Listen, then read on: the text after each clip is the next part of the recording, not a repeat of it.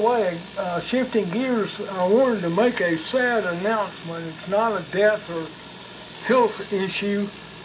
Well, I say it's not a death. I hope it's not a death. But the Richmond Ham Fest is not to be this year, and that is a darn good ham fest that I always look forward to going to. And the Richmond Club could not put it together.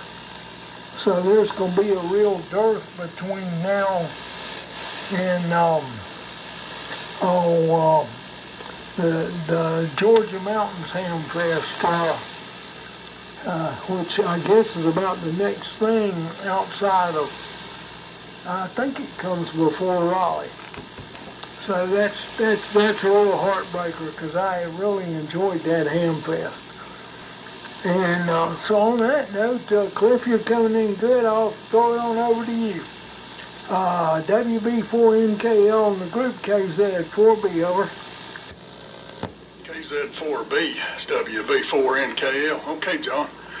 I was going to pass along, I've got electric radio. Well, I've got a complete collection, but I was going back through some back issues, and I head out to June 1997 issue, and it's got John on the front cover. I like that picture, John, and I've probably seen it back at the time, but like I say, I'm going back through them again, and I always find something interesting. But that's a young John on the front cover if anybody's got that old issue of electric radio. I got 51 degrees here, and it's been raining off and on all day. I thought it was supposed to move out, but it's still with us. So just a misty rain. And I was also going to comment, I don't know if you'll be that way the next go around, but Ray, you were, I think, the strongest signal on the S meter here. Real good signal from down your way.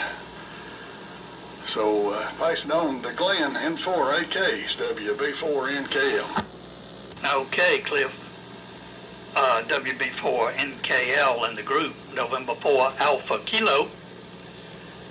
And all right, on the heads up on John, there he is. I had an issue and I had it arranged so I could pull it out, number 98, June 1997. Well, handsome young man. He looks like he's got a dish there. Gee, must have been 16 or 17 years old. Got a lot of equipment, I see. Temperature 51 degrees and sunset, cloudy, kind of a dreary day. The band is up and down and all around on everybody. And W4VRO texts me that he has visitors, Steve, so sign Ray out. So George, K4GDN, N4AK. Okay, N4AK in the groups, K4GDN, and everybody's coming in here pretty good today with the exception of Mayor, and he started out fair, and then the QSB got the best of him. And I'm sorry to hear Ray went out, because I had some questions for Ray, but maybe he'll come back and see. And Steve, on the next go around, I want to talk with you about the in-fed half wave and what you did there. I know in one of the articles I saw that you wrote, you had said you put a 500 puff capacitor in the middle of the antenna wire, cut it into half point, and that put it around 3700 without affecting the rest of the bands, which is something I would definitely be interested in doing. I'm looking at building one of the 49-to-1 boxes and then making an in-fed dipole out of it, an 80-meter in-fed dipole. And it's really kind of interesting. I don't see anything in the ARRL handbooks about in-fed dipoles, which kind of surprises me in a way. I would have thought they would have talked a little more about it, at least in some of the more recent books, now that we've got the ability to make my 49-to-1 balance fairly easy, run them fairly easily. Anyway, other than me, everybody's coming in here fairly well. So coming to you, John, K1 VVC in the group, K4 GDN. Yeah, thanks a lot, George. You're coming through real well. good to hear everybody on today. I can copy everybody, but like Brian said, Mayor, your audio just disappeared somewhere along the line and came back at the end. And sorry to hear about the Frost Fest not being held this year. For the last several months, they've been, had the date February 4th, and just didn't happen, I guess. So it's a shame. I really enjoyed going up there. And talking about the antennas, I was looking in the new edition of the handbook, and I didn't see the miniature all-band antenna that I brought to the luncheon. I didn't see that in there either. So maybe they'll have my antenna in there when they put the NFET in also, George. Other than that, weather's the same here. Spent most of the afternoon repairing a B&K tube tester, and it seems to be okay now. So, with that, let me turn it over to you, Boone. WA4 EVK K1 VVC. K1 VVC in the group, WA4 EVK. Thank you, John. I've had quite a bit of fun describing your miniaturized antenna to a group of my friends, from horrified what in the world to some real laughter has greeted that design. That's about all I got to say about that one.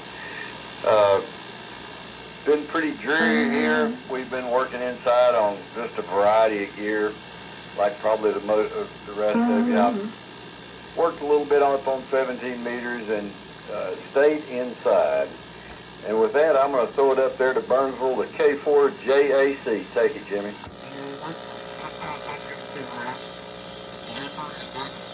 WA4 EVK, K4 JAL up here in Burnsville, like he said. Well, it's a dreary day, but at my age, any day is a good day. I'm running the 32V2 and 75A4 and the Cobra. Hope I'm getting out. I've been trying to clean up the shop and fix a bunch of stuff I broke and so forth. It's always good to do that. With that, I'll try to communicate with Dave down there in Knoxville. I never hear him, and I hope he can hear me. You might have to relay this. K4YRK, K4 JAL, over.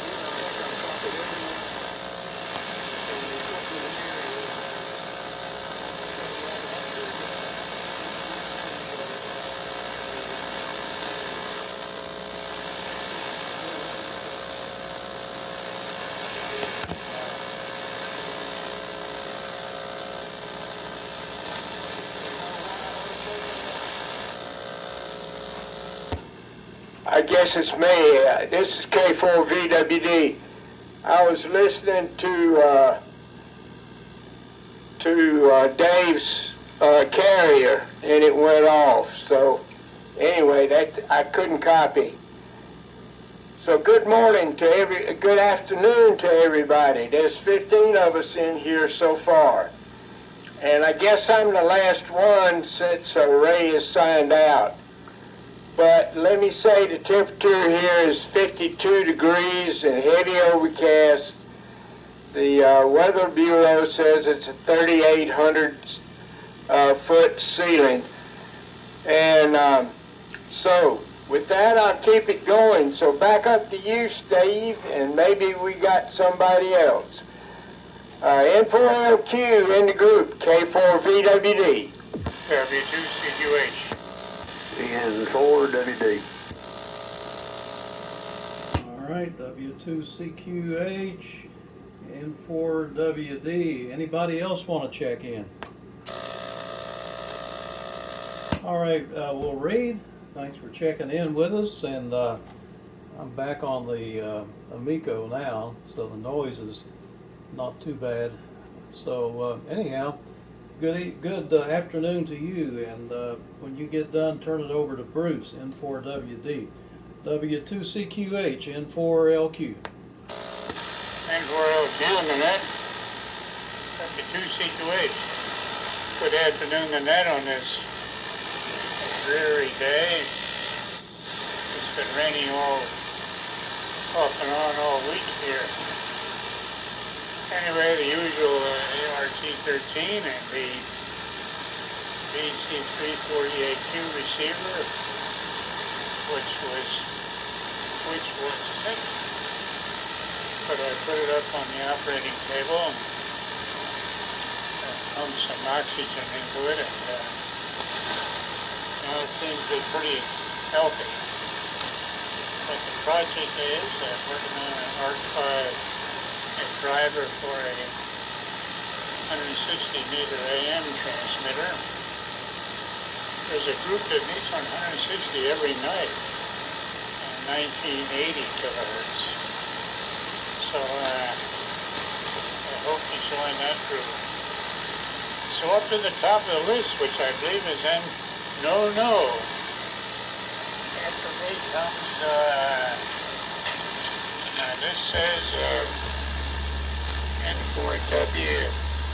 I guess Whiskey Delta, the W2CQH5.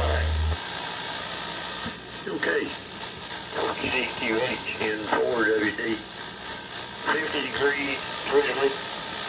Might as well be raining. The air's thick, but it's not. Not much going on today other than that. Yesterday was took stuff off shift, powered it up, and run it for about 30 minutes. Looks like I'm right there. I reworked my National Bureau of Standards receiver. It didn't work on two of the bands, so we'll have to take it apart and see what's going on. Other than that, everybody's sounding good other than the wavering, but that's normal. So back up to you, N4LQ, N4WD. Okay, Bruce. Anybody else want to check in to the old friends net? Call N4LQ. Well, nothing heard. Okay. This N4LQ, and copying everybody almost except for Dave. I couldn't get much of any of that. So Dave, I hope you can hear me. And Mir, you started out with a little bit of modulation, a little bit of signal, and I kept watching you on the scope. You're on the spectrum. You were dropping down your, even your carrier went down, and the modulation just became non-existent, just gradually faded out to nothing. Sort of an unusual problem. I think you had something going on there last week too, wasn't it? But hope you can figure that out, because that Yaesu stuff usually sounds pretty good. Well, I'm listening on the Ameco R5 receiver. I got it all aligned and repaired and touched up and peaked up and everything, and boy, it really sounds good here on the net. Surprising. So it pairs up nicely with the little TX-86, which is driving the AL1200, and according to my meter here, it's putting out about a kilowatt peak, I guess, peak to peak. So that's good for the amplifier anyway. And yeah, 51 degrees here, same temperature, overcast as usual, and expecting a whole bunch of rain Wednesday and Thursday. They're talking about 2 inches. It just keeps getting more and more as time goes on. So let's go ahead for another round, Dave. WA4LLR, N4LQ. Okay, Steve, fine business. N4LQ and the group WA4LLR. Well, the Ameco equipment sounds good. And congratulations on getting that station going. I believe if I'm thinking correctly, the only Ameco gear I ever owned was a code oscillator, tube type, of course, and a license study guide. I think that's all I've ever had from the Ameco people, but sure doing a good job for you. Stan, you're sounding good up here in the mountains as always. And Mir, you were about 15 over carrier, and when you first came on, you had audio, and then it was almost like a click or a pop to me, and it dropped way down, and then it just kept getting less and less. Stan, fine business on your getting together down there in Columbia. Sound like a good time and a lot of fun. John, glad the project on the broadcast transmitter is progressing, and I'm sorry to hear about the Richmond Frost Fest. Cliff, it's kind of misty over here too, buddy. Glenn, you're booming in up here today, and George, you got a great signal coming up into the mountains. John, sound like you were having success with the B&K tube tester. And Boone, indoors that's the day. That's the way to spend this day. Jimmy, the 32 V2 sounds good. And Dave in Knoxville, you were 10 over here, which is unusual. Good copy on you. Lee, well, it goes without saying you're blasting in. Reed, the ART-13, 15 over up here, and Bruce, you were 30 over. Just a really, really good signal. I was looking at our space weather. Sunspot count's 111. Solar flux is 142. And the K is 3.3. So, pretty good conditions. This day in history, a few interesting things. On this day in 1936, King Edward VIII abdicated the throne because he couldn't get permission to marry Wallace Warfield Simpson, an American divorcee. On this day in 1918, Alexander Solzhenitsyn was born. On this day in 1998, House of Representatives recommended articles of impeachment against President Clinton. On this day in 1981, Muhammad Ali fought his last professional bout, and he lost it to Trevor Burbick. On this day in 1978, $6 million in cash and jewels was stolen from the air cargo building of Lufthansa at John F. Kennedy International Airport. On this day in 1972, Apollo 7 astronauts Gene Cernan and Harrison Smith were the last humans to walk on the moon, up to this point, anyway. And on this day in 1941, Adolf Hitler declared war on the United States. So, that's some of the stuff that happened on this day in history. So, let's keep it going. W4KR, WA4LL. Oh, okay, Dave. WA4LLR. W4KR. Well, let's see. Let's see what we got here.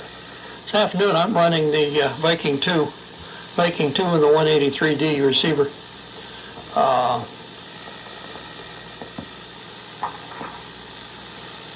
Brian, thanks for the signal report.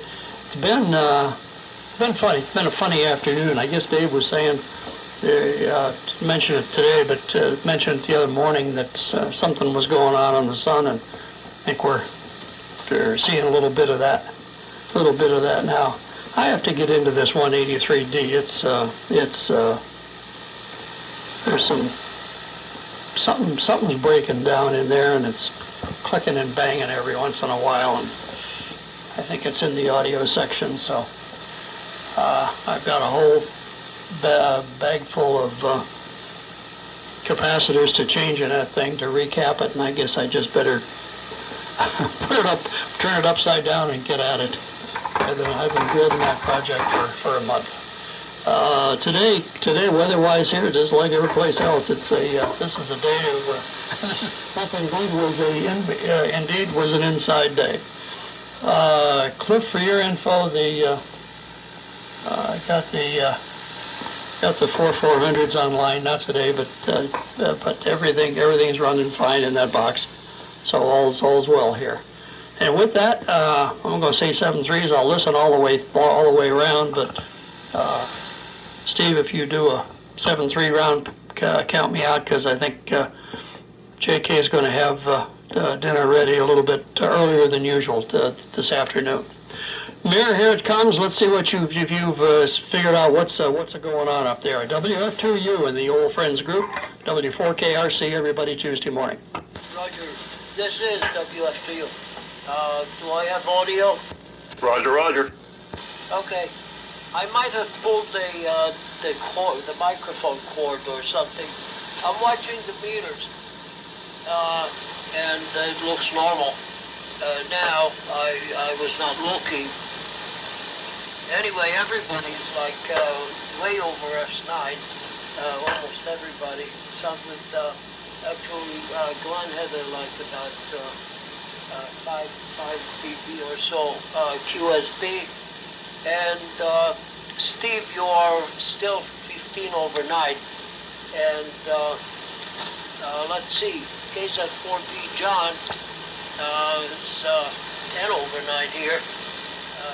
Brian, you 5 to 10. And George, 5 to 10 dB over 9 with QSB. Jimmy, 5.8 to 9 with a little QSB. And everybody else is just booming in. So with that quick, let's see, Brian, KN4R, this is WF2U. Okay, Mir, very good. WF2U in the group. KN4R. Well, you sounded just great that time, Mir, so congratulations. 73 is Houston, and you still sound good, and good luck with the 183D. Dave, thanks for all the info, and nothing like good conditions. And let's see, John, hey, sounds great on the BTA1R1. How about sending us some pictures sometime? I'd like to see how you're doing. And Steve, same with you. How about sending us a picture of those Ameco twins? I don't think I've ever seen an R5 receiver, especially with a TX-86. And very good on JON, John, being the cover person on June 1997 ER. I've got to dig that one out and take a look at young John. So, and let's see. Everybody's copying. I'm copying everybody fine. Copying Dave Solid and Reed. Nice signals from Georgia, and also Bruce, sounding good up here. And Reed, tell us more about the 1980 AM group on 160 every night. Do they have a starting time? And okay on the rain coming. Sounds good. So, over to you, John. KZ4B in the group. KN4R. Okay, KN4R in the group. This is KZ4B. Fine business, Brian. Here, you came in fine that go round. I guess it helps to have audio. I wanted to elaborate on how it came to be that I became a cover guy on electric radio. I had submitted a proposal, not an article, but a proposal to convert ART13 using a novel power supply circuit to, I think it was Ray Osterman was the editor at that time. And I never got any kind of a reply like, bring it on or anything like that. But, I was a subscriber to Electric Radio, and not too long after I submitted the proposal, I get my issue of Electric Radio, and there I am on the cover. And I like to explain why I think it probably ended up, it wasn't my face, that's for sure. But I had won the regional science fair back when science fairs meant something in the Charlotte region, and for my division, which was like physical science. And I did it in partnership with K4JYN, who lived in Charlotte. And what we did was we communicated on 3 centimeters, 10,000 megahertz, using 2K25 clastrons by modulating the repeller, which created an FM signal. And we used broadband radar IF feeding FM radios to demodulate the signal. And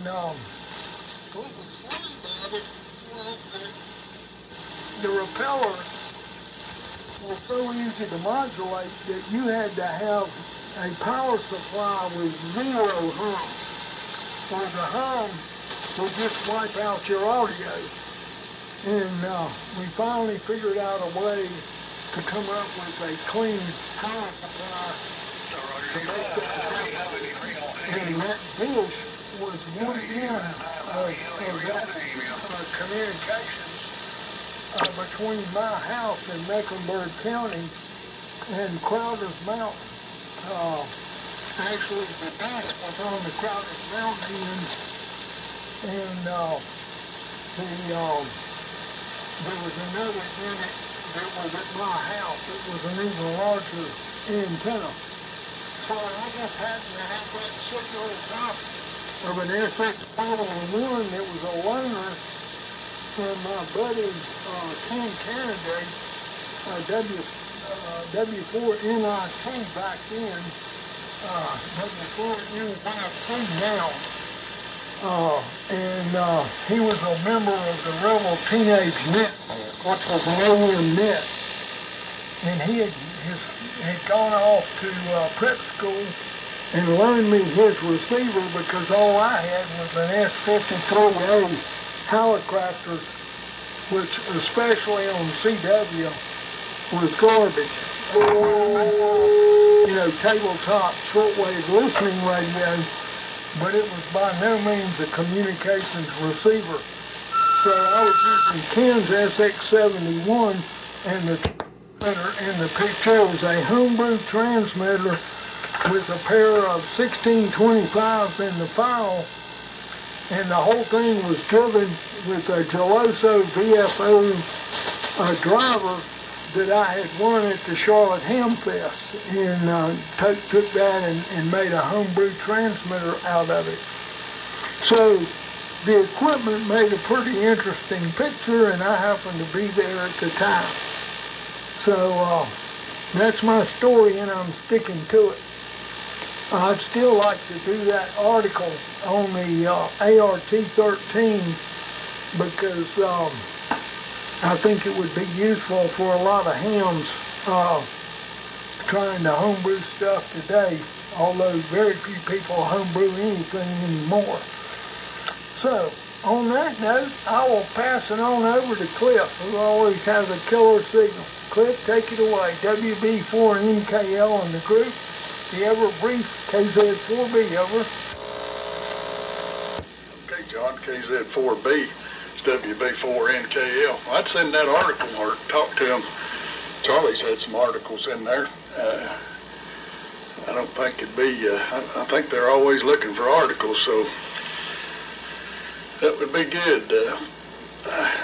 Just looking back over all the back issues, seems like there were more technical articles in the old ones than the newer ones are. Just was more interesting to me. So I like to look at some of the back issues better than the newer ones. Glad you got the 4400 amp going, Stan, if you're still listening, and be anxious to hear that on the air sometime.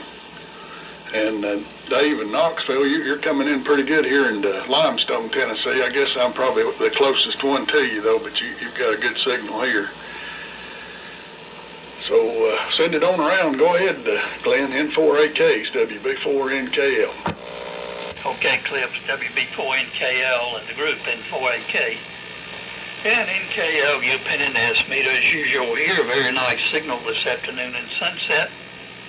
And Dave, thanks for the signal report and the update on history of what's going on in the world. And John, KZ4B, interesting picture. if you said, I didn't catch what the little device is on your desk that has its little whip antenna. So maybe you can tell us next go around what that little device was with a whip antenna. It looks like you got a JT30 crystal mic there in your hand. So a nice picture. And the older electric radios, I think, are more interesting because I guess we were just getting started and it had more of the equipment in it that we use today. Some of this esoteric military stuff they do nowadays, I have very little interest in it. But so I've just pulled out all my 1997 issues and looking through them, and that jogged me. I have I think they're pretty rare, a Globe 755 VFO that I picked up and I'm not using. So for somebody in the group here that would like a Globe 755 VFO, I paid a little bit more than I'm asking because they were pretty rare. So I'd love to have about $100 or something like that to a group here. But it's the Globe 755 VFO. It's the same VFO essentially that's in the Globe King, but you can use it to drive any other rigs. It has its own power supply. So you'll find it in the August 1997 electric radio if you want to see what the Globe 755 VFO is. Dave, nice to hear you this afternoon checking in from Knoxville. And Reed, good to hear you checking in with us. And of course, Bruce. So, George, down to you at the beach. K4GDN, November 4 Alpha Kilo. N4AK in the group. This is K4GDN, and I'm on the Johnson 500 this afternoon, in case you're wondering, and not the multi-omac. And copied everybody really well, and Mary, you came up quite strong the last time. I don't know what it was, but your carrier even came up a bit. I didn't copy Dave in Knoxville, and Reed was a little bit weak, and Bruce N4WD was a little weak, but everybody else is at least S9 and easily copyable. And Steve, the question I had, I've got an article, and I guess it was written by you or you sent it to me or something, but anyway, you talked about your in-fed half-wave, and you said the transformer you made used T-turn primary and a 13-turn secondary. Most of them say 2 and 14. I'm looking at a picture I had there. It looks like it is, in fact, 2 and 13. And the other thing you mentioned in this article I've got is that to raise the resonant frequency on 80 meters, you cut the antenna into halfway point, put a 500 picofarad capacitor in there, and you recommended using a ceramic disc with at least several kV. And I'm assuming that doesn't change any of the other frequencies. I guess it acts kind of like some of those loading coils they put in some of them to make them work that way. But I think the capacitor would be a better way to go. So I'm looking at building one of those, and I'm just curious about that. I'm assuming you're using 133 feet of wire with no loading coil in it. Anyway, that was my question about that, about the 13-turn secondary as opposed to what everybody else is saying is 14. But anyway, the picture looked like it was 13. And it's overcast, drizzling, kind of dreary day here in Myrtle Beach, in the mid to upper 50s, and I think we're going to get some rain the rest of the week. But anyway, be that as it may, we'll deal with it while we can. So let's see here. It goes to John. K1VBC in the group, K4GDN. Yeah, thanks a lot, George. K4GDN, K1VBC. You've got a great signal kid today. Come through real good. I'd say beautiful well strong signal as usual. Cliff, you're like number 2, I'd say, coming through just great. So enjoyed it thoroughly today, as always. Don't have very much to say. But it was good to hear Ray on, even for a couple of minutes. I hadn't had him on here on a Sunday for quite a while. But it was good to hear him coming through. And Boone, I hope you've enjoyed my my Texas videos. They certainly were pretty funny. And Missing Charlie said I don't know where he went off to. Over to you, WA4EVK. I'll listen to the end too, K1VVC. K1VVC in the group, WA4EVK. John, I got quite a bit of enjoyment out of that. Unfortunately, living in Texas as long as I did, we got some people from California that were almost in that class. They really had a tough time adjusting to Texas culture, let's call it, which is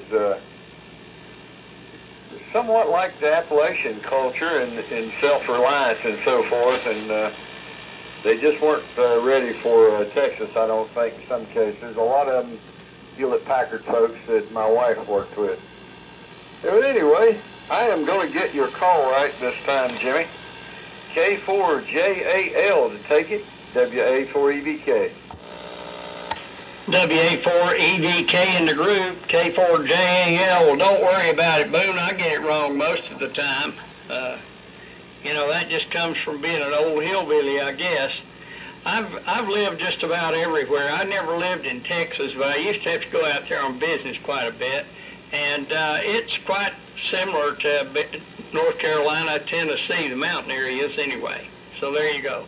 I'm going to go home because my wife's got a big pot of pintos and a big cake of cornbread and fried taters. So I don't know what I'm doing hanging around here. So let's see. Dave, I hope you can hear me. I got most of yours last time. K4YRK, K4JAL saying 7-3. Catch you guys on Tuesday.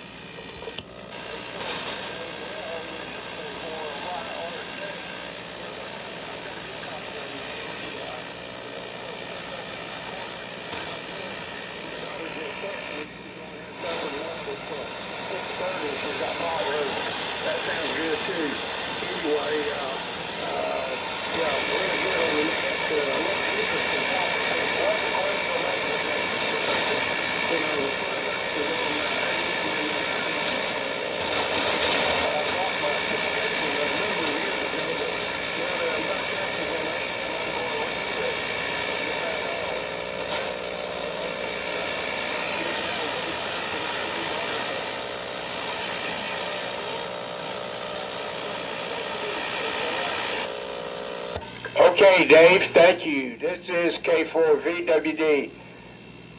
Well, I copied you good that time. And I copied Mir the second time this time. Couldn't copy him the first time. So it's good to hear everybody. And everybody's busy, I guess, getting ready for Christmas. But don't forget the reason for the season. So with that, I'm going to say 7-3, God bless. I got to call my son, so I'm going to listen here for a minute, but I got to go. And Reed, it's good to hear you, and Bruce, you too. So W2CQH, this is K4VWD. So long. So long. K4VWD, W2CQH. Well, Brian asked about the 1980 kilohertz group. The ringleader is Butch Chartow, K0BS, who is in Pulaski, Tennessee these days. And they meet every night at 8:30 Eastern Time. On AM every night except Friday night, when they moved to single sideband, which is a lot more effective. So with that, let me sign clear. N4WD, W2CQH. Okay, W2CQH and 4WD. Boy, everybody was up that time. No trouble copying anybody. George came way up on me there. So, But yeah, ER. Now, I was going through some back issues earlier today, and anybody know anything about a Mac Rodo, MCMURDO? They had a 701 transmitter that was 35 watts AM, 60 watts CW output with a BFO or crystal. And they had a receiver that went with it. The 801 was a regen, and then they had another one, and I don't remember what it was, that was a super. So, I don't know if anybody knows anything about those. Well, let me get it so you can answer the question about the capacitor and the antenna there real quick, Dave, before the band squeezes out on us. Everybody have a good rest of the weekend and the start of a safe and good week to come, and hopefully see y'all Tuesday morning. K4LQ, N4LQ, N4WD. Okay, Bruce, would you spell that Murdo again? Yeah, MCMURDO. I think they went out of business in 38. All right, McMurdo. Yeah, I've heard of that. I used to see the advertisements in the old QSTs or something. This N4LQ, and let's see, George, on your question, yeah, it's 214. I think there's an invisible turn in that picture you're looking at, but anyway, it is a 2 to 14 turn ratio. There is the capacitor. I used a 400. It works out a little better. It gets it up to the lower the value, the higher it's going to end up on the phone part of the band, and it's going to vary a little bit depending on how long your antenna is and how high it is and all that. So that's what I ended up with. Of course, 500 will do fine. And I ended up using a doorknob capacitor just because I had one, but I don't think you need. I did blow up one that was apparently too small, or lightning got it or something. Anyhow, looks like the Ameco stuff survived here, and I think I got everybody on the recording. I'm going to upload it to YouTube and send you a link, and you can watch yourself and listen to yourself on a Ameco R5.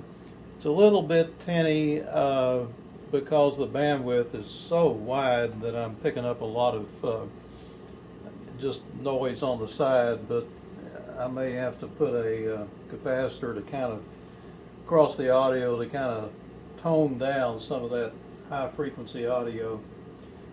The strongest signals were, there was two of them. Jimmy about blew me out of the chair here, real loud, and of course Lee was the strongest, and he makes this Ameco receiver go totally quiet and just rattles the speaker really good. So congratulations on that, and real fine read on the net on 160. I think you said 1980 kilohertz at 8 o'clock. Be a good thing to listen to and try to pick up some AM. So we're still meeting what there is of us on 1864 every night at 8 o'clock. Attendance has been down a little bit, but anyhow, it's on its sideband, of course. So we had a lot of people check out, so we're just going to go ahead and do a quick 73 round, and let's see, I think Stan KR is checked out, Jimmy checked out, Lee is gone, and Ray's gone, and Reed's gone, and probably others. So we'll just go ahead and stand by here for any 73s and listen for a minute, and then we'll come back and close the net. Dave, go ahead. N4LQ.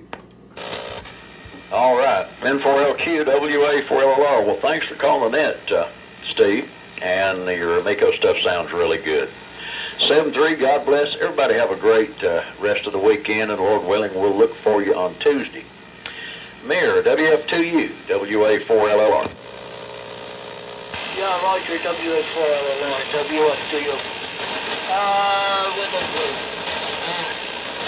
Well, yeah, it's, I'm glad it was as simple as that. I just leaned really back. I guess it might have started last time. And I must have just pulled the cord a little bit. And because now I'm monitoring the meters for for the output of inflation. Well, everybody was now coming in pretty nicely as the early evening progresses, and the noise is pretty low. So 73, thanks Steve for running the net, and that Ameco transmitter sounds nice.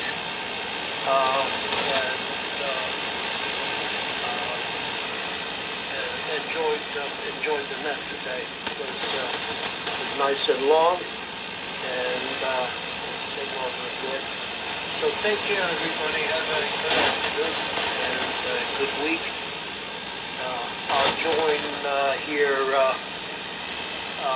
next Sunday.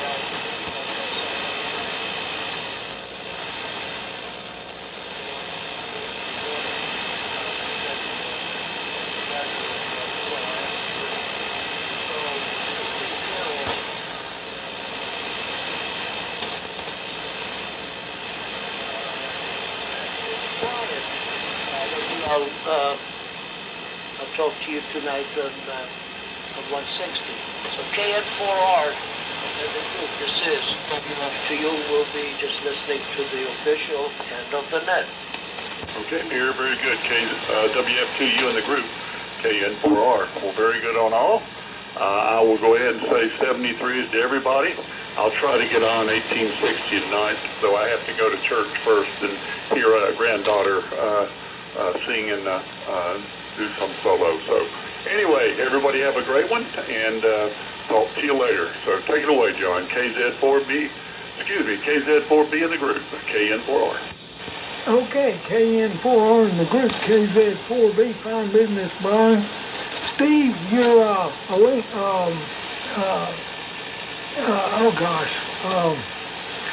the Ameco sounds great. I believe they were cooking when I was at NC State in Raleigh, but I never did get over there. Glenn, if you're still in there, if your VFO, the Grove VFO, is in good cosmetic condition, I would be most interested in picking it up for $100, and I'll even come down and get it. I believe you are on Lake Riley somewhere. And I will give you my phone number in case you don't want to put yours on the air, and you can call me, and we can set it up. I'm 704-658-7153. That's my cell phone. My landline is temporarily out of service. 704-658-7153. And we'd be most interested in the VFO for $100. So, Cliff, if you're still in there, pick it up. WB4MKL on the group, KZ4B over. KZ4B, WB4MKL, and Glenn, if it don't work out between you and John, Brannon, W4GUZ, he sent me an email. He is interested in the VFO also.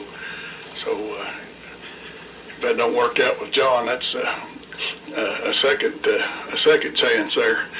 And Steve, I was getting ready. Chuck's wanting one of those, build one of the end-fed 160 meter half waves. I was getting ready to order some cores, and I was wanting to know what the latest recommendation is on the mix for the 160 meter cores for the end fed. Are you still, I think 43 we were talking about, is that still your recommendation? 73s, and thanks for calling it, and yeah, good to hear everybody. Go ahead, Glenn. N4AKs, WB4NKL. Okay, Cliff, WB4NKL in the group at 4AK.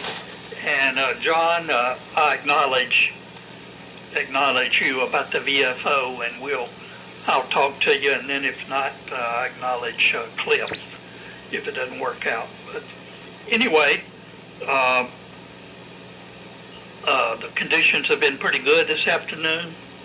Steve, I appreciate you calling the net for us, and it's nice meeting you fellas here on AM on Sunday afternoons. It's very pleasant. So George, if you're still there, K4GDN, N4AK. N4AK is K4GDN. Yep, still here. And Steve, thanks for the info. I'm going to orient this antenna 90 degrees to the one I'm on currently now, so hopefully that'll give me some coverage in more of an east-west direction on 80 meters anyway, or 75. And thanks for calling the net, and enjoyed it with everybody here. Look forward to seeing you on Tuesday. So I'm going to say 73 on this one, and I guess John went out, so maybe it's going to you, Boom. WA4EVK in the group, K4GDN. Yeah, Boone, are you gone? WA4EVK. Thank you, George. By the way, George, the antenna I'm using is an 80-meter in-fed half-wave. Well, it's one of the transformers like Steve's drawn out, publicized, whatever you want to call it. It's at about 50 feet with the transformer on the end, and I do use a capacitor in the center, just as he's advised you. I have I think a 400 or 300 doorknob in the center. Works beautifully. Extends the 80-meter coverage like you wouldn't believe. And with that, I think the next guy in line is Dave, K4YRK, to take it, WA4EVK. All right, this is they're getting all the way around, talking to everyone. I always have a good upcoming week.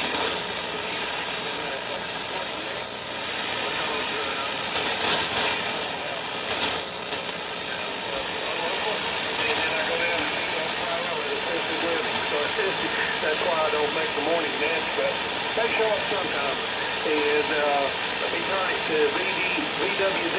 If he's still in there, if not, then the next big line package, K4-wire K730.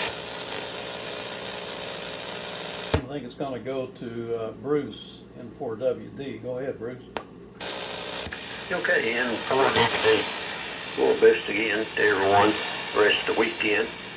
And Dave, while if you happen to look that name up, they made a micro 908 for open line wire, an SWR meter for open line wire. Who would think? Everyone have a good one. We'll catch you later. N4LQ to close the Wyverns, N4WD. Okay, an SWR meter for open wire line. Now that, did you say McMurdo made that? Yeah, it's a model, hang on, I wrote it down. There's my paper. A model 908 MICO, micro. And it's got 2 posts on either end of it, and an SWR riggings in the middle. All right, well, I guess that would come in handy for a system that was matched. Otherwise, I don't know. That'd be interesting to look at it anyway. Let's see, Cliff on 160, yeah, 43 mix, and use the 290 diameter instead of 240. I used 3 of the cores stacked up, and turns ratio usually is 3 to 21. I think I ended up using 3 to 30 because it just worked out that way. I kept checking it until I got the lowest SWR. That's because the impedance is pretty high on the 160 antenna because it's so low in respect to a wavelength. Anyway, there you go. Did you have any more questions about that, Cliff? Over. Whiskey 2. You said, who'd you recommend ordering those from, Steve? I'm sorry, what? Who did you recommend ordering those cores from? I used to get them from Mauser, and of course they're on eBay now. They're all over eBay. Even My Antennas sells the cores, but might be a little cheaper to get them directly from Mauser. Okay, and is it like a T290? No, it's. I'll look up the part number. You can look it up on eBay. Just look under Toroid 290-43, and I think you'll find it. Okay, that ought to get me. I need to get some. He mentions that every time I talk to him. I guess I need to get busy there and order him some cores. Thank you, Steve. It's W4NKL now clear.